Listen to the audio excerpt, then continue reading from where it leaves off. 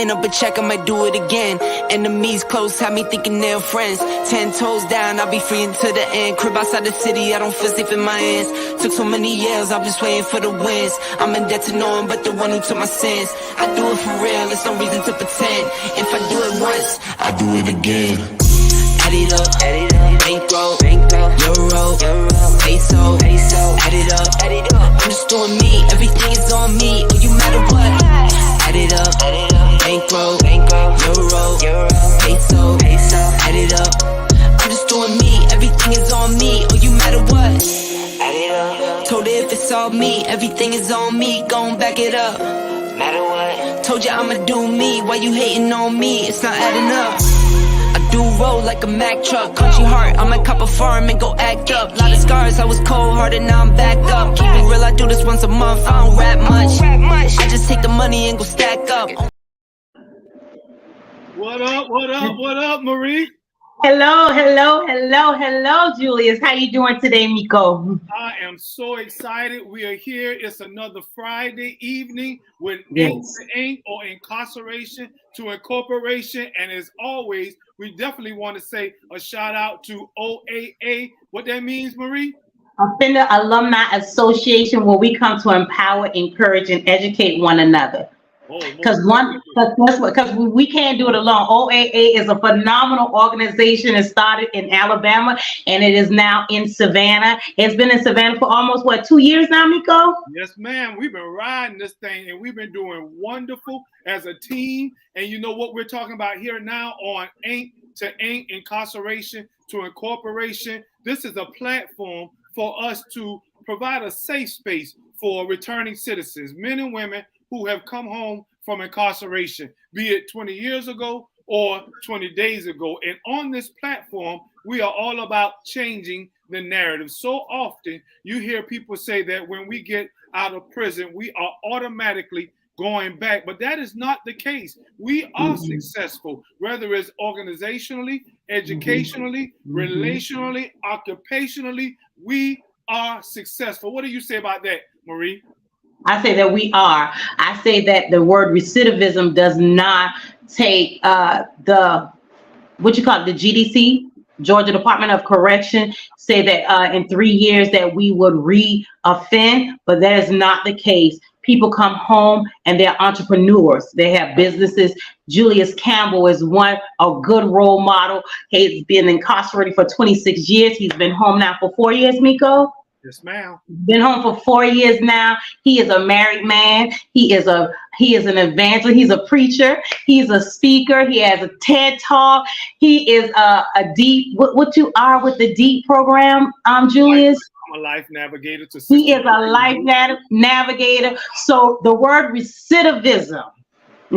I would say something, but I'm not going to say because Miko is on the line.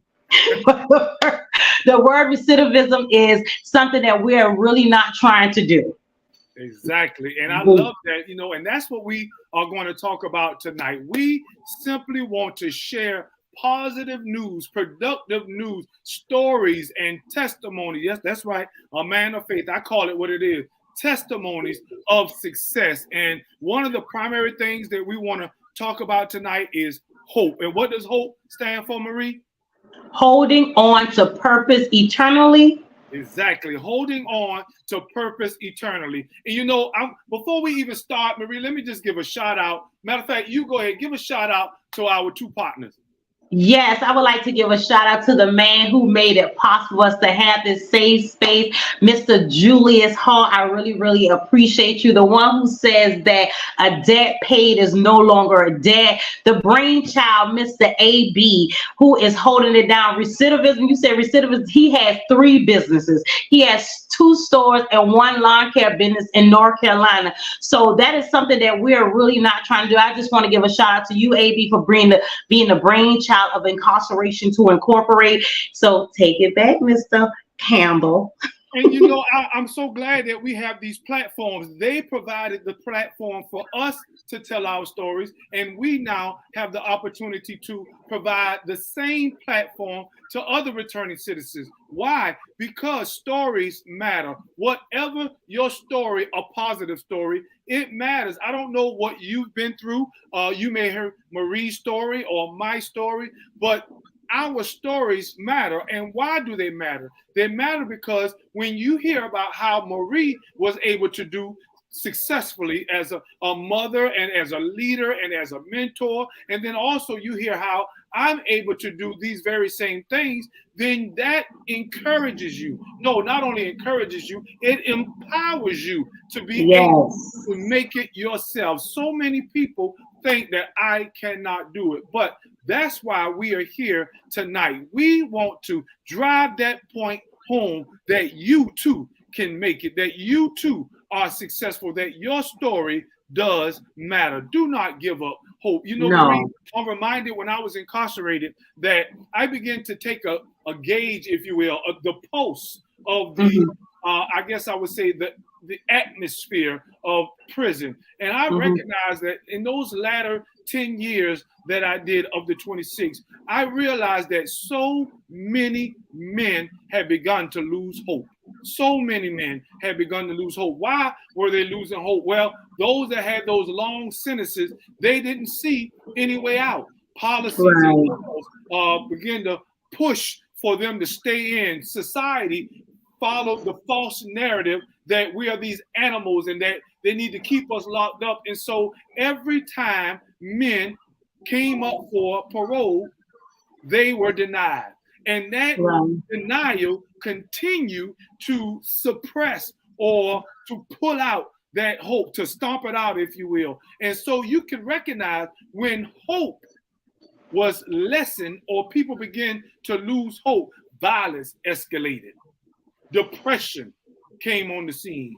Mental health rose. And so I believe that what we needed to do tonight is we needed to encourage men and women on the inside and men and women on the outside not to lose hope, but to continue holding on to purpose eternally. What about you? I love that. I love that whole word, hope. I remember Shell Shock Redemption, Miko? That movie with Morgan. What it is? Shawshank Redemption. Yeah. What y'all heard what Julius said, right? And remember when Morgan Freeman said that hope can be a dangerous thing, right? But guess what? I always say don't lose hope. And guess don't have that gloom and doom. It's the way we go through things, I feel, Miko, when we going through adversities. I feel it's how you go through. And I know that being incarceration is not a good thing. It's not a good thing. Everybody want to be home, but guess what? We have to be accountable.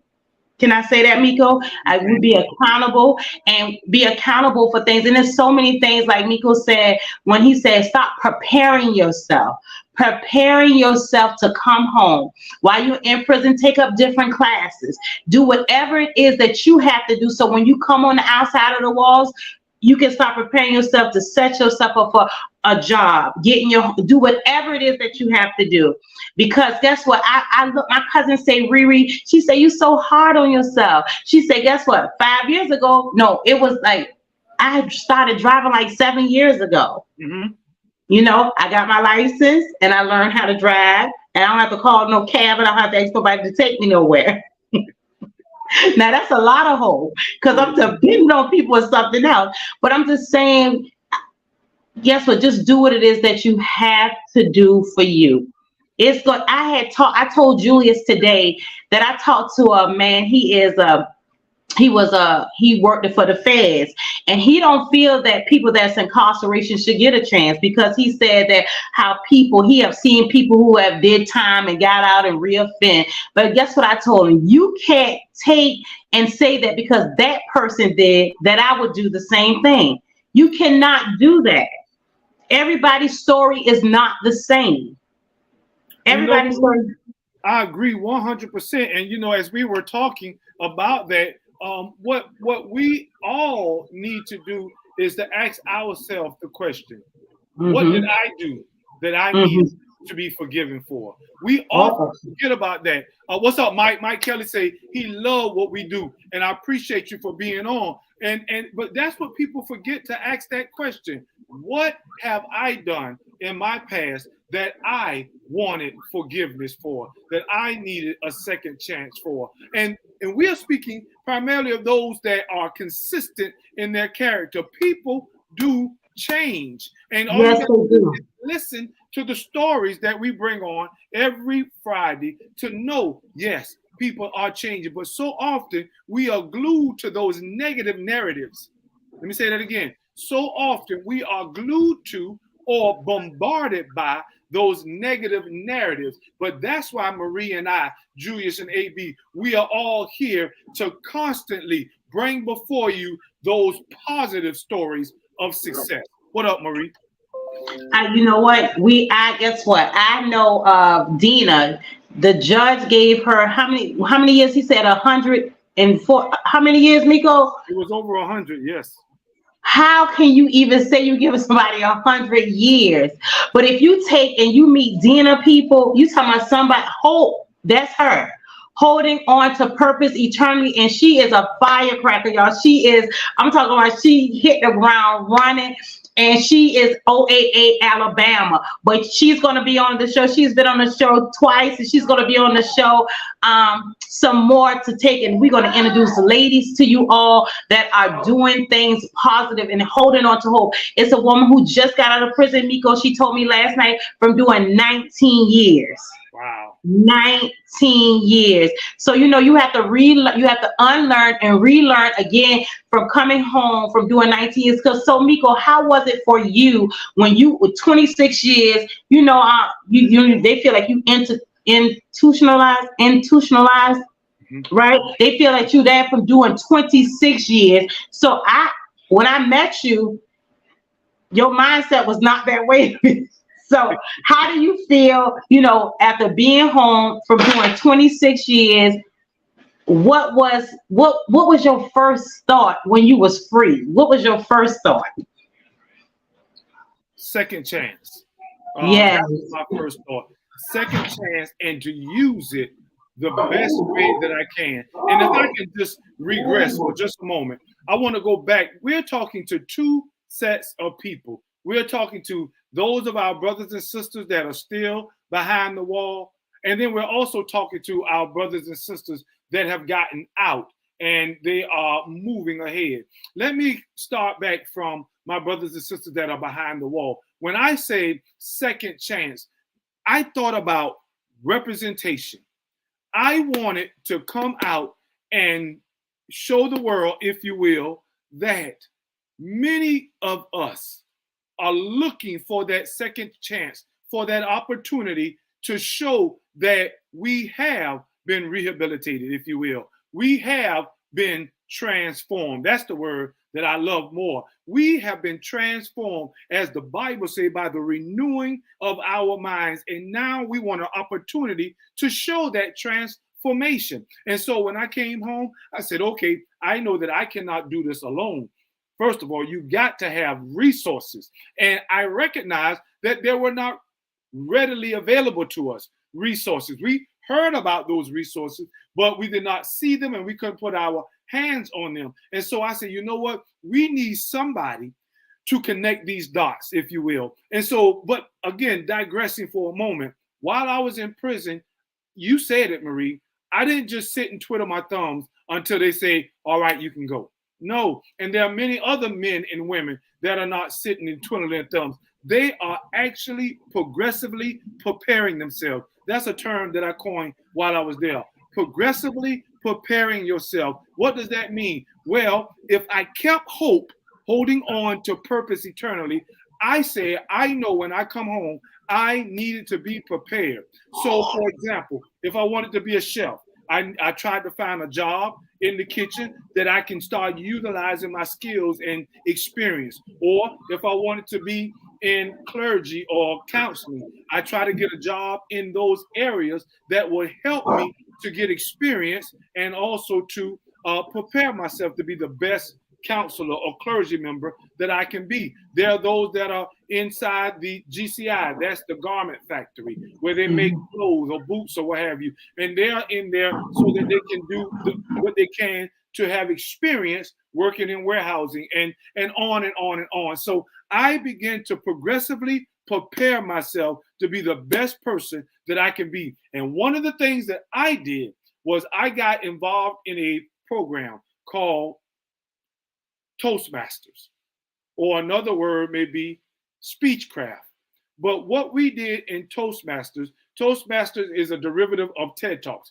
We begin to practice to learn how to speak, how to use our voice, motivational speaking. And while I was there, I got in classes. I learned how to speak, how to articulate, how to enunciate, how to be effective in my communication skills. And in doing so, Marie, when I came home, the doors were open. An opportunity was given to me to do a TED Talk. A TED Talk is the TEDx platform. It is an international platform for motivational speaking. So I'm saying these things to my brothers and my sisters on the inside. Progressively prepare to be the person that you're hoping to be, and hold on to that purpose, not just while you're on the inside, but also while you're on the outside. How does that sound, Marie? I think that sounds awesome. That is wonderful that you took and prepared yourself, because guess what? It shows how prepared you are. You speak very well. Matter of fact, tell the people where you're going to speak the weekend coming up, Julius Campbell. Oh, that is a blessing. I was given an opportunity next week to speak at Emory University in Atlanta, Georgia. And Emory, we know, is one of the medical colleges. And what they're asking us to do is to talk about our lived experiences as it relates to public health and the link to incarceration. And what I love about Emory is they're not simply just doing research, but they're actually allowing the opportunity for lived experiences to come in and share their stories. Again, as I've told you, brothers and sisters, your story matters. So prepare to tell your story right here on this podcast. We'll give you an opportunity every Friday to share your story. And that talks about the inside. Marie, you and I, there are many Maries and Juliuses and Julius Halls and ABs and Frederick Greens, Paul Thompson. There are many of us who are ready at this moment, many that have prepared, many that have trained, and they're ready to come. They just need an opportunity. And that's what we advocate for so much, is that opportunity for the doors to open and for men and women to come out and utilize the platforms that are offered to them. I like that word, opportunity. It's a lot of women that are in prison that I know of that is just looking for the opportunities for the doors to open. Women that I know that have been incarcerated for a very long time, and they have prepared this. I've seen them. They're prepared themselves, and they're preparing to come home. And the doors will open where you will have a chance to have the opportunity to maybe one day, if you don't share your story on this platform, you will be able to share your story so that you can be a hope for someone else. That's what Julius said when he said your testimony. If you see that Julius can make it and be in the same mind after serving 26 years. Now I'm not talking about 1 year, 2 years, 3 years. He did 26 years. And I'm talking about, if you meet him, he's a phenomenal brother. He really is. He gets on my nerves real bad sometimes, but he is a phenomenal person. He really, really is. You know, and I appreciate you, Marie, and not just me, as I stated, you know, Marie, in the time that you did and the lived experience that you went through, you know, that I can never really understand or say that I can relate to it as a mother, you know, being separated from her children. And praise God that you have been restored to your children and have a wonderful relationship. And, you know, Marie, but as I keep on saying, there are many of you, Juliuses and Maries, that are ready for these opportunities. And what we want to do tonight is we want to encourage them to hold on. I don't know how much time you got. There are those that have did far much more time than I have. Now that, to put your mind, wrap your mind around that. If I did 26 and there are those that have done much more time than Ronald McKeithen. Yes. Ronald McKeithen, he did 40 years and he did not have a violent crime. He did 40 years. He lives in Alabama and he is working for the Appleseed, the people who helped set him free. He's working for them now. So there is hope. There is hope. And he's also a phenomenal person. If you was to meet him, you'd be like, wow. Him, I'm telling you, listening to him, and also Damian Chaplin. Chap is a phenomenal person. You meet him, there is hope. He's the chaplain at old Savannah City Mission. Yes. Phenomenal. And you know, so Fred, Fred. Oh my goodness, Fred, you phenomenal. You'll be like, I'm talking to these people. If you was to talk to them, because I haven't been around all of them. So if you was to talk to them, you would not think that they serve not one day in jail. They're really, seriously, they're really phenomenal people. Mr. Julius Hall, another one get on my nerves, but you know, phenomenal. And you know, Martin, you know, even Martin, you know, has his own organization trying to make ways. There are so many. Foots, you know, I definitely want to give shouts out to my partner, Foots, you know, for, you know, what he's doing and how he has opened the doors and provided platforms. There are just so many men and women, you know, Deborah Daniels, the organizer and founder of OAA, you know, Alumni Association, and then my partner Greg Washington, who is, you know, right now one of the leads directors in City of Refuge in Atlanta, and oh my goodness, there's Tom Price in Brunswick right now, who is instrumental in helping men to have a place to stay when they get out. There are so many men and women, returning citizens. My partner in Washington, where I just came from, and I definitely want to tell that story, but Dr. Ron Garrett, who is now a director in Prince George County, and what he's doing as it relates to reentry, and Karima Hanifa in Atlanta, you know, in the Iman in community. I mean, there are so many men and women, names that I can call, and I wanted to call out. Why? Because these are positive stories that changes the false narrative about us not being successful. And you know what, Miko, as you were calling out their names, I like the hope, holding on to purpose. So hope and purpose is a good thing. Hope and purpose is a good thing. Hope, and when you come out, the purpose is the things that you do with when you come out that hope. It's gonna push and drive you. See, hope, purpose is a push. It's a go together. And I know that you can do it. I know that you can do it. We are here to encourage and empower and educate one another. What you don't know, Julius may know. What Julius don't know, Angela may know. What Angela don't know, Fred know. What Fred don't know, Martin know. It's a chain of reaction that is connecting the dots, as Mr. Campbell would call it. Okay, so we are here for one another. Returning citizens they want to come home. We want to do positive things, and we are doing positive things.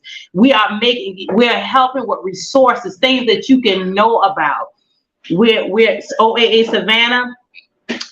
And we're taking it by storm. I like that. And you know, as we talked about our brothers and sisters on the inside, as I get ready to move to those that are outside, I wanted to encourage them. I wanted to empower them. I wanted them to know that they are not forgotten, and that many of us that are out here, we are pushing the platform, that someone who has the means, someone who has the platform, someone who has the wherewithal, that can help change these legislative policies that are holding so many of our brothers and sisters back, simply because of fear, simply because of a false narrative. I want you to hold on, continue to progressively prepare for that person that you are going to be as the doors open. Hold on to that purpose eternally. And now, as I transition to my brothers and sisters that are home, that are on the outside, look, you too can make it. you too can do the things that we are doing. What's up? I was waiting on her to come. That's my girl, Tisha Fulton, all the way from Las Vegas. And what we're doing, Tisha, tonight, we're talking about hope. We're talking about holding on to purpose eternally. We are talking specifically to our brothers and sisters that have come home. And let me just do a little segue here, Marie. Just last week, I had an opportunity to go to Washington, D.C. Something that I've wanted to do for so long. There are a lot of things that I want to do and a lot of places that I want to go. And the reason why I want to do these things is I want to make memories, because for the last 26 years, I didn't have an opportunity to do the things that I want to do now. You know, people had their memories of school, prom, you know, date night, all of that stuff. I never had an opportunity to do those things. But now I have an opportunity to be intentional about making memories. So last week, my family and I, we went to Washington, D.C., and I had the opportunity to go and to see the Washington Memorial, the Lincoln Memorial, the Martin Luther King Memorial. I went to the Smithsonian African American Museum, and I was inundated with information of our Black history and heritage. And it was phenomenal and powerful to me. And I was intentional about making those memories. When I was incarcerated, I used to remember looking out the window at, I was at Hancock, no, I was at this particular time, I was at Augusta Medical Facility. And I used to be down in 14, and I would look out that window and you could see the train come. And I used to hear the train and just remember and say, you know, I hope that the opportunity comes for me to travel.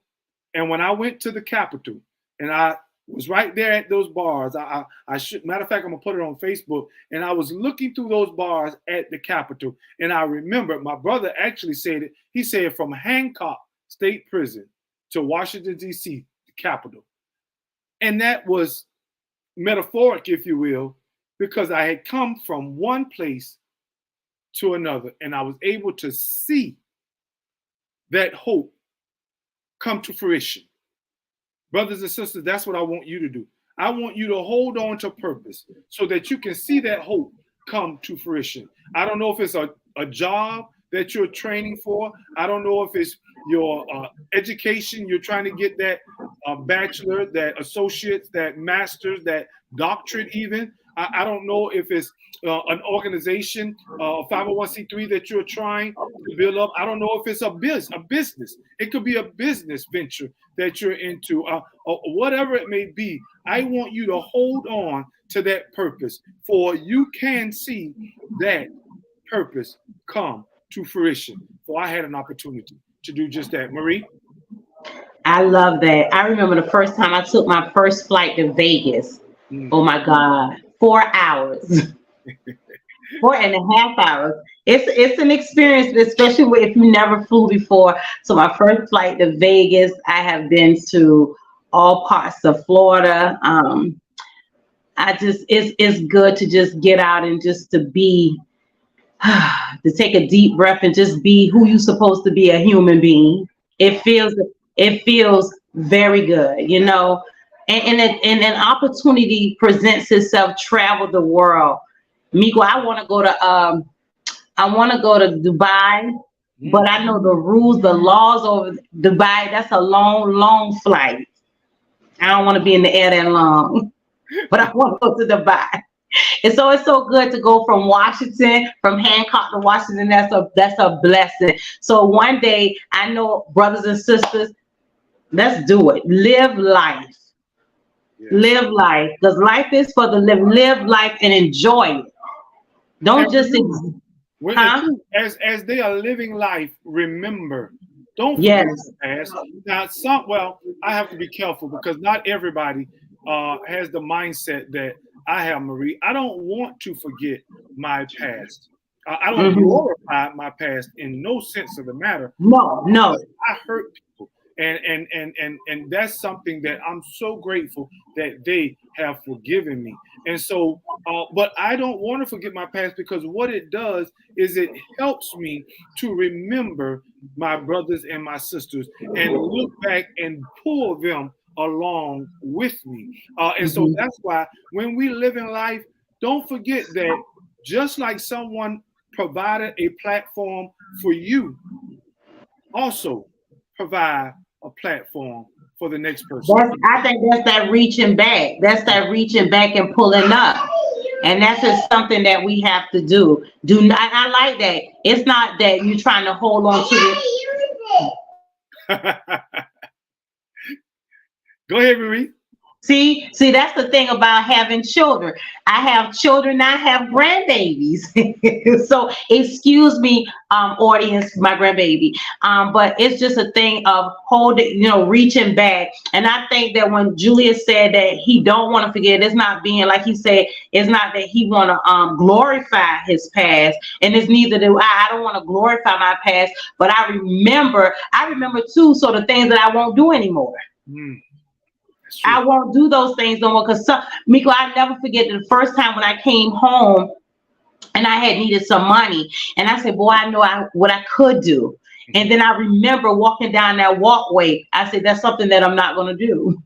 Oh, yes. I am not going to go back to what I used to do.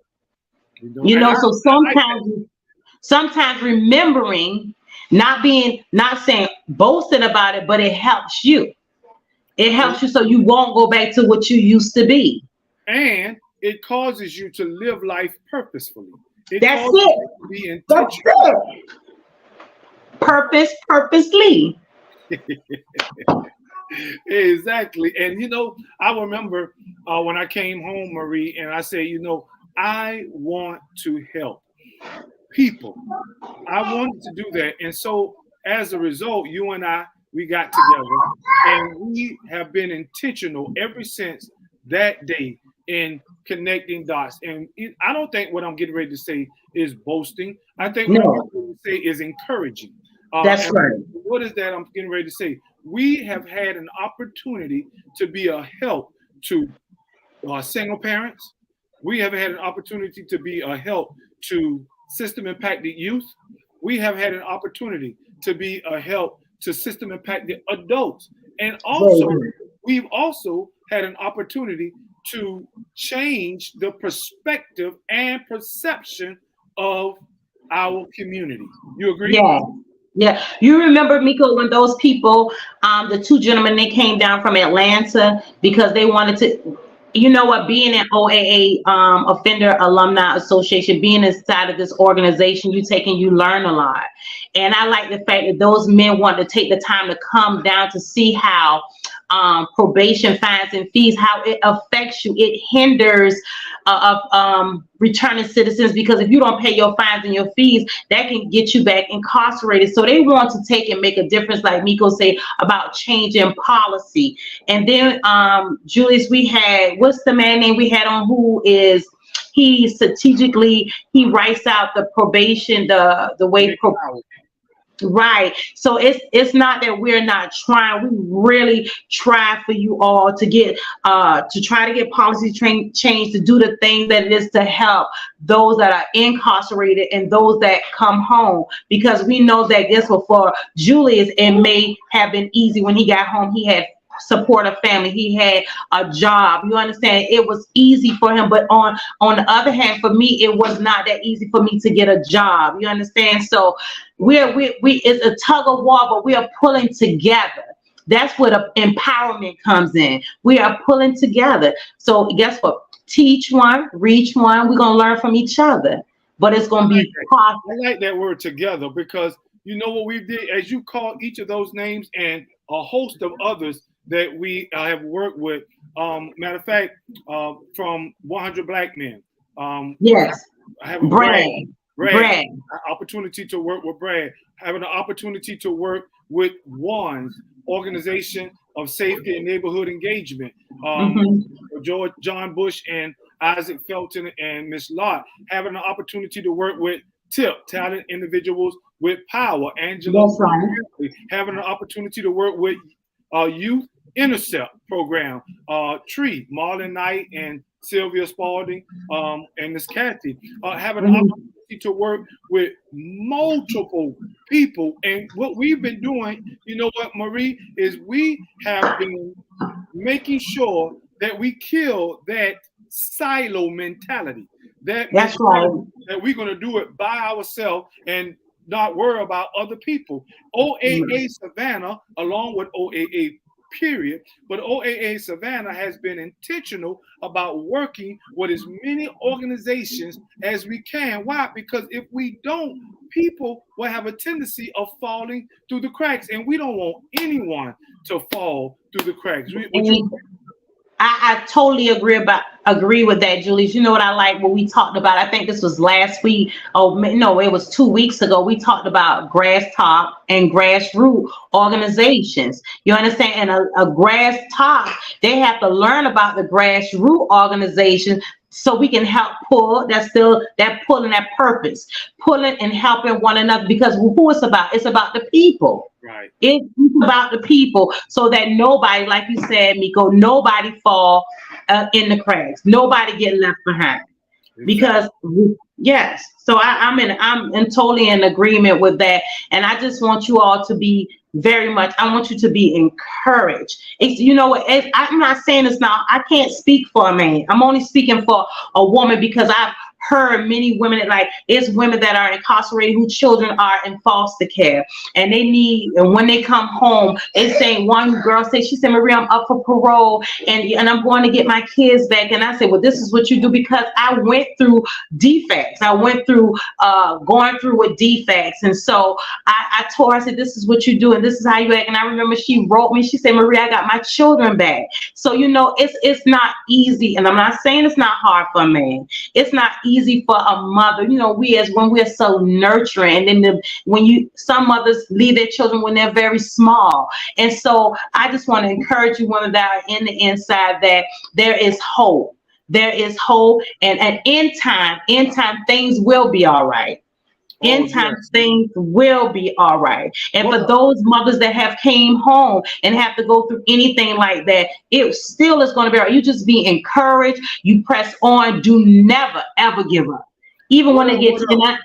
Marie, I see. Hold on. I just want to make sure we introduce. What's up, Anthony? Anthony Jackson is watching, and specifically we are speaking about hope. And what does hope mean, Marie? Hope is holding on to purpose eternally. And that's what we're trying to do. And we're speaking to our brothers and our sisters who are still on the inside, be it jail or prison. We want them to know, listen, hold on, don't give up, progressively prepare. There are those of us on the outside that's representing you, and we're representing you well, providing a platform, connecting the dots so that those resources will be available when you touch down. But we're also, Anthony, talking to our returning citizens who are now home, and they're trying. They're toughing it out. They're persevering. They're enduring. And we want you to know also to hold on to purpose eternally. Go ahead, Marie. I like that word, hold on, purpose, hold on. It's another word you just used, Miko. And let me tell you something. When you are a woman and men, listen to me good. I'm not saying y'all don't go through. So don't get mad. I'm just talking about from a woman's point of view. When you are a woman, and especially a mother, and you have to, remember when we was with Dr. Brian, another powerhouse. When we was with Dr. Brian, and Dr. Brian was saying how when we were at that, what's the name of the meeting we went to, Miko? Debt paid. Debt paid. So when we took and we went there, the woman was speaking. She was saying how some people come home, you in prison, come home and still go back to being a mom. You know, not getting counseling. Some things affect people in different ways. So you need that. Sometimes you need a counselor to talk to. Angela Brantley, she provides that. She provide counseling. You know what I'm saying? You don't know how it can be make a relationships up with your children, being that you have been incarcerated and gone for a while. So counseling is very important. We have a person who are connected with counselors. Like I said, Angela Brantley, and that's what Julius is saying when he said connecting the dots. The people that we come in contact with. She have her own organization, the TIP organization, and we need more men. We need people who will say that they will go and be, what's the word, Miko? That they will go volunteer for her. Like she go, was it once a month on a Saturday, Miko? Mm-hmm. Once a month. She need volunteers to just be with the kids. They have activities on East Broad Street, and she need those volunteers. So it's we're waiting, and guess we're waiting for you because we know that you can do the work. Ooh, I like that commercial. We're waiting for you. Listen, as we get ready to turn this corner and get ready to end this broadcast, we want to encourage you. You know, Marie, as I told you today, we're getting ready to start back up verbal and visual intervention. Why did I bring that up? Because Marie's heart, my heart, Fred's heart, Martin's heart, I mean, all these people, their heart is about helping somebody because somebody helped them. What about you? What about you? You have a platform. You have an opportunity that someone needs. And so therefore, that's what we wanted. We want to encourage you. So Marie, as we get ready to turn this corner, I'm going to give you the opportunity first, and then I'll come behind you. Reminding the people to hold on to purpose eternally. Don't give up hope. Marie, go ahead. Tell them whoever you want to talk to, be it our brothers and sisters on the inside, our brothers and sisters that have come home, even the community who wants to help. Talk to them. I want to talk to you as a whole. I want to talk to you as a whole because guess what? Those who are listening to the sound of my voice, I want you to be encouraged. Guess what? Be, like Miko said, take, and if you got the means to help, and it don't take a lot. If you give a little and I give a little and he give a little, it all comes to much. So hold on, have that hope, encourage. I have a desire. I have it for the kids. You understand? And I want them. The reason why I want them, I work so hard for them because I don't want them to travel the world that I went down.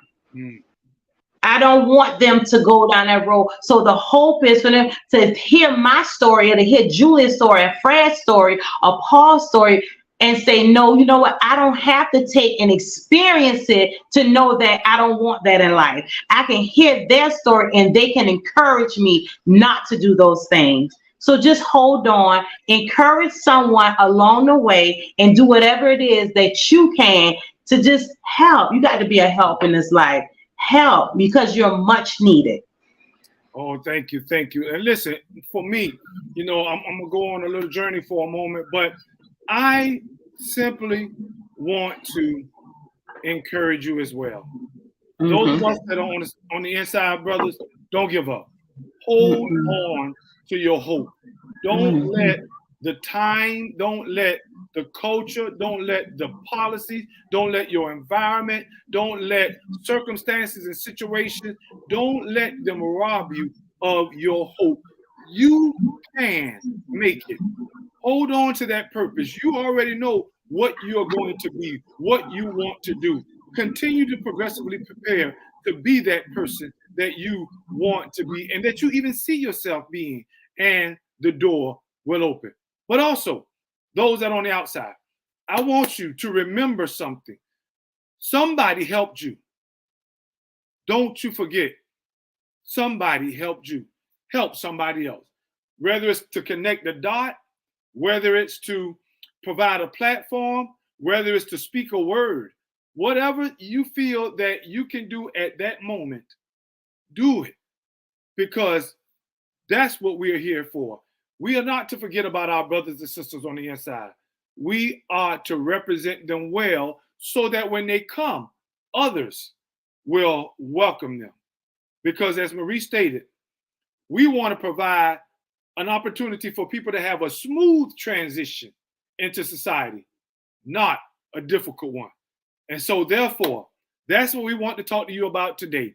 We wanted you to hold on to hope And Marie, read it one more time. What is hope?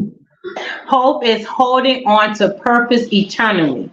Holding on to purpose eternally. I want to leave you with this.